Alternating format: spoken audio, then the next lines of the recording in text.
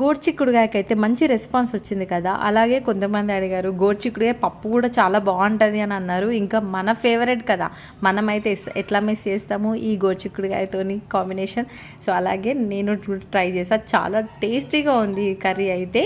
So దీనికి కూడా చాలా సింపుల్ చేయడము. మంచి ఆయిల్ వేసుకోవాలి, ఆయిల్ వేసుకున్న తర్వాత ఉల్లిగడ్డ, ఎల్లిగడ్డ, నెక్స్ట్ పచ్చిమిర్చి, దానిలో జీలకర్ర, ఆవాలు, ఎల్లిగడ్డ ముద్ద, నెక్స్ట్ వచ్చి అల్లం వెల్లుల్లి పేస్ట్, ఇవన్నీ మంచిగా ఫ్రై చేసుకోవాలి. అలాగే కరివేపాకు కూడా వేసుకొని ఫ్రై చేసుకున్న తర్వాత దాంట్లోకి పసుపు యాడ్ చేసుకోవాలి. మనం ఉడకబెట్టుకున్న గోరుచిక్కుడుకాయని కూడా వేసుకొని మంచిగా ఫ్రై అయిన తర్వాత మంచిగా నానబెట్టుకున్న పెసరపప్పుని యాడ్ చేసి వాటర్ వేసి ఉడికించుకోవాలి.